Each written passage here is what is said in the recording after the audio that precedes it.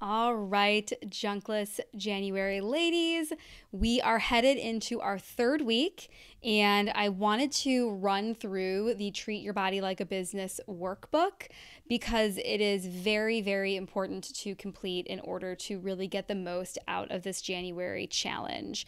So, again, this challenge is not, hey, let's give up these three food groups, sugar, flour, and booze, which are not food groups at all, but we'll call them groups of junk foods and drinks, and then also press pause on junk thoughts and really kind of zip those out of our minds and replace them with something much more empowering. There's also support along the way. So we have the WhatsApp chat. That community is really a place for me to share encouragement, motivation, insights as we go throughout each week. I also share the weekly challenges for food focus and fitness in there as well. But this Treat Your Body Like a Business component, this workbook, really helps with that inside out wellness, that discovery part that is so important to wellness. This is not just giving you a magical diet plan or fitness program for you to just say, here's the plan, I'm going to rock it, because two people are going to approach one plan very differently. And people reach for foods and drinks for different reasons at different times of the day. You all have different lifestyles, backgrounds, you all have different histories in your approaches to wellness, and you're all different numbers on the Enneagram. We're going to be getting into the Enneagram during these last 2 weeks of the program as well, which is really going to help you understand the motivations behind your behaviors. So, if you have not completed the Treat Your Body Like a Business workbook yet, this is your time. I'm going to go through page by page and really explain each section and the importance, so you can press pause for each of these sections and complete it as we go. If you have already completed the workbook, I think this is a really good time for you to listen to the video and go through your pages to help it sink in. There's something important about revisiting what we have written or typed to really help it sink in. And once again, Treat Your Body Like a Business, part 1, this workbook is derived from the business plan that is, it's something called a Vision Traction Organizer, VTO. It's used in the Entrepreneurial Operating System by Gino Wickman in a book called Traction. It is a proven business method, and I have seen a direct correlation in how successful companies track their goals and achieve them, and to how we can track our goals for our health and achieve them. So hence, treat your body like a business. Okay, so going through each of these sections, I share the 4 core pillars here. So you really want to make sure you have the right people. So yes, there might be family members who can support you. There are some husbands like mine who are like, I just don't want to tell you to put down the pizza because I don't know how you're going to react to that. So you might have support at home. My parents, actually, they're about to be 70 and 75. They do diets together so that they're eating the same exact thing during the same exact time so they can support each other. If you feel like you don't have that family or even friendship component to help you stick to your goals, this is what the community for Junkless January is for. It's for us to be in the chat, supporting each other, encouraging each other, inspiring each other. Number 2 are your powers. You're going to get this at the towards the end of this workbook. Is there are things that you are awesome at. If you feel like you are keen on what needs to be done for your health, but you're just not showing up enough, or you fall off the wagon too easily, there are other things that you're crushing. Maybe it's your job, maybe it's organization, maybe it's parenting, maybe it's friendship.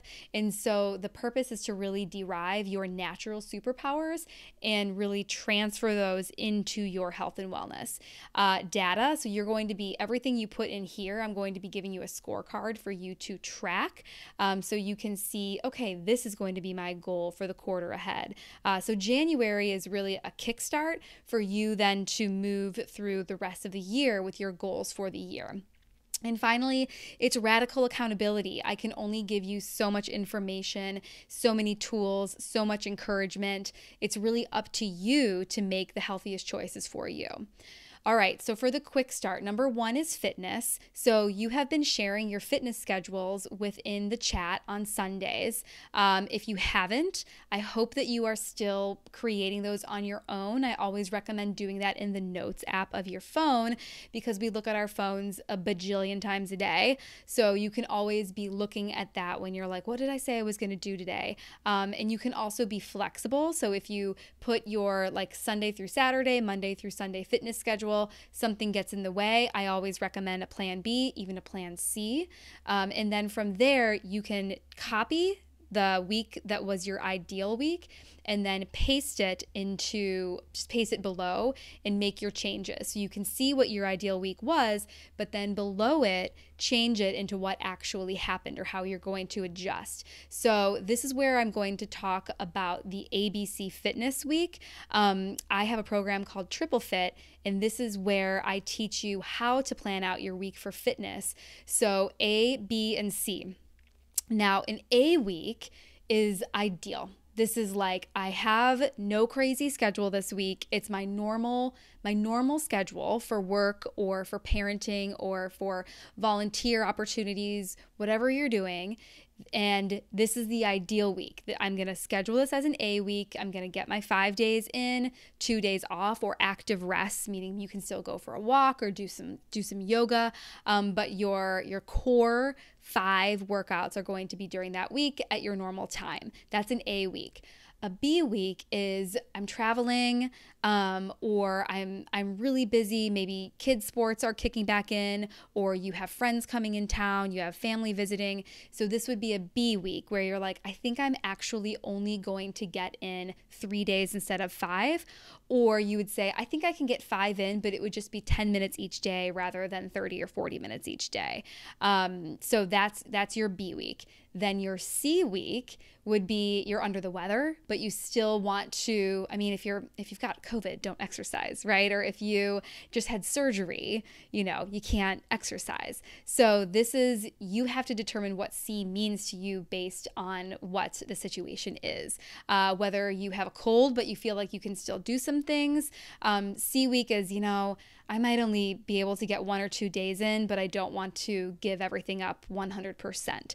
So when you're mapping out your fitness plans, write down whether it's an A, B, or C at the start. And then when you copy and paste it, when you're adjusting, you can say, oh, wow, I put an A week, but it turned into a C week, or a B week and it turned into a C week, or I put B week and it turned into an A week. So that's why I want you to fill out these barriers as well. I'm always going to ask you, well, what's going to get in the way of that? Yes, that looks like a beautiful fitness plan. You're going to get up at 5 o'clock in the morning every day and you're going to do this thing all perfectly. Nothing's going to get in the way. You have to anticipate what's going to get in the way and what your plan B will be if that thing gets in the way. Bonus points if you have a plan C, okay? All right, so next over to food. You need to be clear on what it is that really gets in the way for you. That is why Junkless January is sugar, flour, and booze, because I've seen personally for me in what I have read in journals and studies and other books on health and wellness and what impacts my clients, these 3 things always show up. So that is what I had created for Junkless January. There might be other things for you. It might be dairy. There might be other things that are really, really screwing with your body and brain that you want to give up. So list them out. And it might too be beneficial to, beyond just writing out sugar, flour, booze, get specific. Like for me, peanut butter pretzels make my face itch. Very strange, right? Same thing with Pop-Tarts, which we never have in my house. But if I think the boys wanted them once, they saw them and they're like, kids talk about them. We got them a few years ago. I tried one, made my face itch. So people react in different ways. So it is really good to get specific on what those exact foods are, especially the ones that you're eating frequently. Like for me, I'm not going to put Pop-Tarts because we never eat them. But we do have peanut butter pretzels in the house. And I want to be clear on how those make me feel so that I can avoid them due to what I know about the impact it has on my body. So now it's good to say, well, how can you manage those, right? There are some people, I actually just got off a one-on-one coaching client call with a gentleman who had said, I don't want to snack between meals. And so we were working through what that plan would look like. And I had said, are you the kind of person who would say, okay, maybe Saturday nights, I want to have a snack after dinner if that's the hardest time of day? Or is it none at all? And he had said none at all. Like, I cannot snack after any meal. If I do it once, then I'm just gonna, that's a gateway to do it more. So you need to know what's most realistic for you for managing these foods. If you give yourself an inch, will you take a mile? If you say, I can only have these things on the weekends or once a week, or do you need to say, I need to go cold turkey, because if I don't, then it'll be a slippery slope. And then emotions, right? So the thoughts, feelings, emotions, or beliefs that cause you to overconsume or go off course. So is it stress? Is it frustration? Is it a pity party? Is it anger? Is it joy and celebration? So really think about what those triggers are that you are leaning on and relying on to go towards those foods and drinks that get you off course, or for you to skip your workouts. And then we talk about this a lot in Junkless January, the statement or mantra that you want to tell yourself to remind yourself to stay on track and do what's best for your goals in your body. It's not depriving you. And it's not, is this going to help me lose 2 pounds? That's nothing. Like, you can lose 2 pounds going to the bathroom. So this is bigger, guys. This is so much bigger than losing weight. All right. It's really finding out what works for you, right? The foods and drinks that help and hurt your body and brain, so that you can see how your body reacts to eating them and not eating them, so that you can move forward through the rest of the year and move ahead accordingly to what works for you and what doesn't work for you. So this is your focus shifter, or I like to also call it second thought wellness. So when you get something in your mind that's like, screw it, I didn't lose weight last week, so I'm just going to eat whatever I want. What are you going to do? What are you going to tell yourself? What is that focus shifter to help you stay on track? Okay, so Woody Woofy, somebody told me this when I was like just graduated college and I was in Columbus and I was thinking about moving to Chicago, and it was a financial planner and it was a friend's husband, or I think it was her boyfriend at the time. And he's like, well, what's your Woody Woofy? When I was like, can I afford to move to Chicago? And I did, because here I am. Well, suburbs, but you know, there was a time that I was in the city and it was fun. So what do you want for yourself? So this is important. You really have to think through what is your ideal health self, right? How are you thinking? How are you communicating? How are you working? How are you moving, feeling, looking? What activities can you do? So really detail that out in here. And if you need more space, I have the freestyle writing on the last page of the workbook, but you can also write in your own journal or notebook as well. I really encourage you to have a Junkless January journal. Also, what inspires you about your vision, right? So what about becoming your ideal health self? What does that make possible in your personal life and your professional life, right?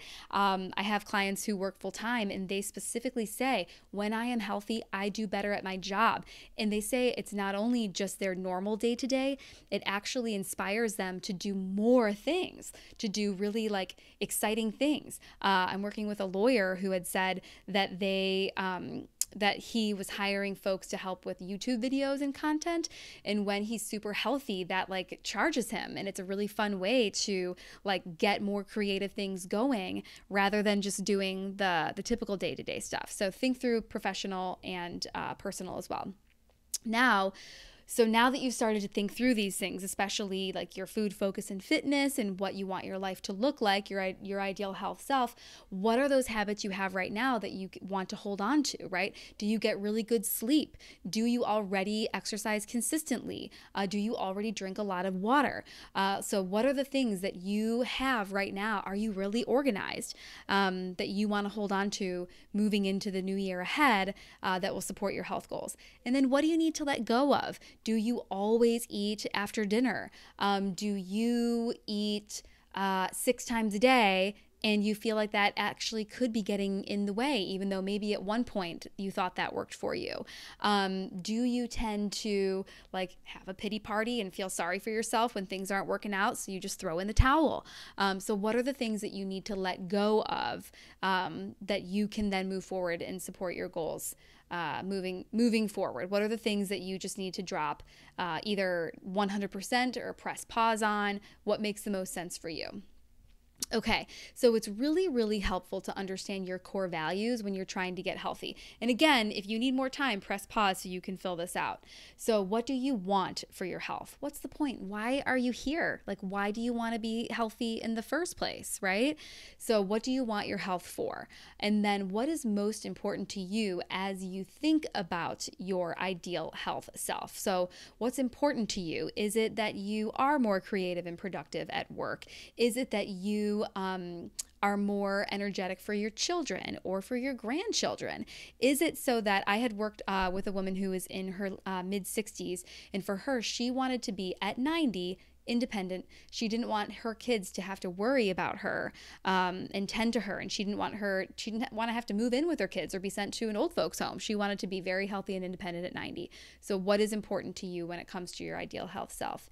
And now this is a way to really help with values, because sometimes it can be hard when someone says, well, what are your values? And you're like, I don't really know. So this is a way to really help you derive what your values are and why you're getting healthy for those values. So think about a time that you were happiest, you're most proud, and you're most fulfilled. So think about those moments. And then from there, that can help you derive what your values are.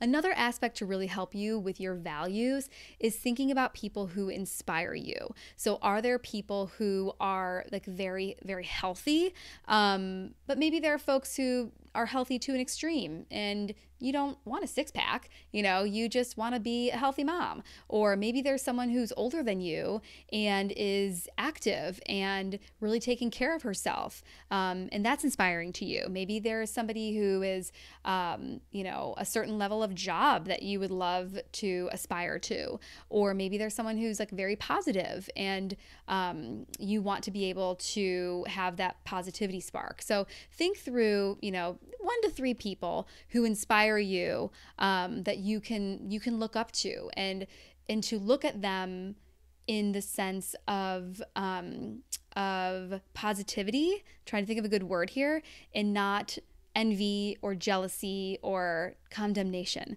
because sometimes we can look at people who have what we have or who are who we want to be, and we can look at them negatively. And instead, you really need to look at them as inspiring and meet with them, connect with them, bless them. That's a really important piece of this. And then finally, so list out your core values and how your being healthy supports these guiding principles. Okay? Moving on, and again, feel free to pause. Purpose, passion, and focus. So what is your purpose for wanting to be healthier than you are right now? What do you need and want to be healthy for? So this is just digging a little deeper. So we kind of mentioned it briefly on the previous page, but this gives you the opportunity to think like, what is your purpose in life, right? And it's such a big, convoluted question sometimes, but really thinking through, like, is it to serve others? Is it to be a mom? Is it to be a wife? Is it to serve your church? Do you have, really analytical or organizational skills that you really want to serve the people with? And then if that's your purpose, how does being healthy serve that, right? And then what responsibilities do you need to be healthy for? What passions do you have? What lifestyle do you want to live? What activities do you want to pursue? So this gives you a little bit more time to really go through, man, there are all these things I want to accomplish and that you really need to be healthy for. So this reminds you, when you're about to just go off the wagon and say, screw this is the 146th time that I've tried to get healthy, it's not going to work, go back to this, okay? Next, 10-year target. See yourself in 10 years, right? So if you're in your 30s, what do you want to be living like in your 40s? If in your 40s, what do you want your 50s to be like? 50s, 60s, etc. So just picture yourself 10 years from now and really get detailed and see how you want to be living at that stage. And I love the BHAG, the big, hairy, audacious goal. So what's something that almost feels impossible, right? But you have to make it the SMART goal, right? Specific, measurable, exciting. So I don't know if you guys are watching Chris Hemsworth's Limitless series. It's on Disney Plus. Chris Hemsworth is Thor. He is not ugly, ladies and gentlemen. So anyways, I've just finished the episode on strength, and there's a section that shows this woman who won a fitness competition at 70, and she, I think, is like 85 right now, teaching fitness classes, right? So what seems like almost crazy, it might not be a marathon, but 10 years from now, what is something that you can picture yourself doing? You know, maybe it's just like going on a hiking trip overseas with your family and you don't want to feel winded. So just think about that. Maybe it's a big anniversary that's coming up. Okay, so this is like the purpose of WholeHardy Health LLC, is that it's not me saying like, here is my 21-day fix for you. Here is my Whole30 for you. My whole purpose of getting into wellness, getting certified in integrative wellness coaching, getting multiple certifications in fitness instruction, like my whole purpose is to help you build your strategy. Because guess what? I've done like a cajillion, like you name the health program, I've done it. I bought the book, bought the DVDs, I got the apps, and what a waste of money. Not totally. It's like, because now I pull pieces of each of those to put myself together. Instead of waste of money, I should say it's been a waste of tears and frustration when I feel like something was wrong with me if I could not do these programs to a T. You guys, I feel like the sun is setting and I need to turn my light on. Okay. So with that, I don't want you to feel like you need to just follow the next Beachbody 21-day, 30-day, 80-day, 90-day obsession. I want you to be able to create your own program and name it so that you own it and you can't blame keto because it didn't work for you. This is Cynthia's plan. This is Anne-Marie's plan, okay? So that's why I want you to start mapping out here what method of eating works best for your body, right? What time of day makes the most sense of you, portions, and then what method of these what method of eating negatively impacts, right? So does alcohol really mess you up? Does like eating 6 times a day mess you up? Does maybe you've tried intermittent fasting and you think it messes you up, or you've tried eating too much fat? Whatever it is, put what you feel doesn't work in here. And then what do you want to experiment with? Because maybe you have tried a couple things for a couple days at a time, but you haven't given it enough time to really run its course and do its work. So what might you want to experiment with a bit more? Okay, and then next is on fitness. So what method of fitness works best for you, right? Time of day, schedule, where, location, what works best for you? What do you not enjoy? Like, do you hate running? Then put it in there. Do you hate yoga? Put it in there. Do you hate working out at 11 o'clock at night or 5 o'clock in the morning? Put that in there. And then finally, what's something that you want to experiment with a little bit more, right? Do you want to try more HIIT, high intensity interval training? Do you want to try more yoga? Do you want to get into running? Put that in there. Okay, and then focus, right? So what have you practiced that you feel does help you calm down and avoid digging in to the cookies, right? Or saying, screw it, I'm gonna drink a bottle of wine. So what have you found helps you from the focus perspective, right? Is it deep breathing? And what do you not enjoy? Have you tried meditation and it just doesn't seem to work for you? And you're just like, I could never do that. I don't want to do that. But then something that you might want to experiment with. Maybe you feel that meditation hasn't worked for you, but you want to experiment with it a little bit. Or breath work, or mantras and positive affirmations, or journaling. So put what you want to experiment with in there. And then your personal wellness strategy, right? So for each of these categories, you have to declare one superpower that you hold that's going to help you stick to your strategy. So what can you take and really transfer that into your health and wellness? So I have a lot of examples here: organization, time management, motivation, creativity. So something, or I don't know, something different, but something that you feel that you are crushing, and consider what superpowers are helping you do so well, and how can you fuel your food focus and fitness with that superpower. Okay, so this is where you now name your method. And it could be simple, it could just be like the Katie cure, or not me, Katie, somebody in the group if your name is Katie. Or this could be, Sarah's solution. So you get to name, or it doesn't even have to have your name. So you get to name it, because then you own it and you feel very empowered by it. And then again, you don't have to blame Beachbody for not giving you the results that you wanted, because you piece this together yourself based on what you have come up with and experimented with. Okay, so similar to the 10-year target, we now do the 3-year target, because you see your big goal, but you have milestones to get there, right? So you see yourself in 10 years. Well, what needs to be true in 3 years? Okay, and then you get to decide what metrics. It doesn't always have to be weight or the size of your jeans.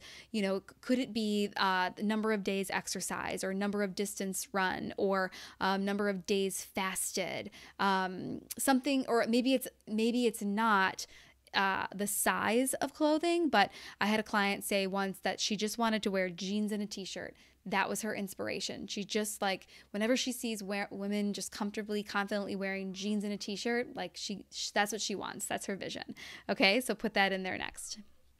And then, of course, well, what needs to be true at 3 years to get to your 10-year goal. What needs to be true at 1 year to get to your 3-year goal, right? So same thing, like give a date in there. This is an old date, so you can cross that out, put a new date in there. What needs to be true? But in order to hit that 1-year goal, what are the priorities that you need to accomplish this year in 2023? Sorry, guys, I need to update the year on this. What needs to be true in 2023 for you to hit those metrics, right? So these are your goals. So what needs to be true? What needs to happen in 2023 to hit your 1-year target? So then after the 1 year, right, what needs to be true there. Well, now you need to break down into quarters. Again, treat your body like a business. I was talking to one of my friends, this was a couple years ago. I had said, something for the quarter. And she's like, and she is a stay-at-home mom. And she was like, you are such a business person. She's like, I never think of quarters, but she's like, my husband talks in quarters.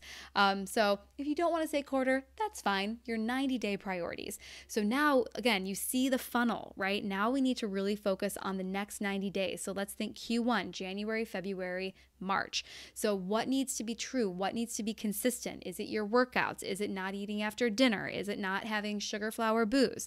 What is a metric that you want to hit on March 31st of 2023? Okay. So yes, these are called your rocks. And have you ever heard of the analogy where you have a vase and you've got sand, you've got pebbles, you've got rocks? Well, you need to, if you put, it's like the order of operations, right? So you have to decide to make everything fit with the water and the pebbles and the sands and the stones and the rocks. It only makes sense to put the rocks in first, and then you put the other things on top of it. So the rocks have to come first. So this is like a solid grounding to hit your goals. And then, we've talked about this before. It's really all about the barriers and the plan B. So you really need to think through what's going to get in the way. Is it my kids? Is it my schedule? Is it my job? Is it my husband? Is it work? Is it my energy level? You really need to think through what's going to get in the way, because something always gets in the way. And when you think ahead and say, hey, I know this is going to get in the way, so I'm going to do A, B, or C instead. It's really having that plan B, and having a plan C is always a bonus point. So really think about those things that get in the way and what your plan B is going to be. Okay, we're almost done here. So your communication plan, you need to have a dream team. So you've got the dream team here in your Junkless January group, but there's other people that you can bring in to create your dream team. I was working with a woman once who had said, this is the year of coaches. She's like, I'm going to get an executive coach. You are my health coach. I want a parenting coach. So who is your dream team so that you can be the best you, whatever version makes the most sense for you. this ideal health self that you are designing for yourself. Who's your team? Okay. So, right. So we have the chat for you, but think about who else that you might want to communicate with. Is it your husband, or does he not really want to talk to you about your health goals because it's a sensitive subject between the two of you? Is it your sister, your mom, your friend, health coach, coaching group, whatever it is? Really list that out, because that's going to help you stick to it and be excited about it. And that's it. So then you have your freestyle writing. And again, I really encourage you to have a journal dedicated specifically to this program, for you to just keep track of everything. And each week we do those challenges. So it's a good place for you to write down what's working, what's not working, your affirmations, and just a good place for you to really put together this wellness strategy that you are designing for yourself. So this is a Treat Your Body Like a Business workbook. I hope that you have completed it by now. I hope that if you did not, you pressed pause, completed it here, because now throughout this week, I'm going to be talking to you about how you can design your very own personal wellness strategy so that you never have to worry about doing another 21-day fix again. But you can always use components of it if that is something that you are interested in. All right, y'all. Thank you so much again. And I will see you in the chat and in your email.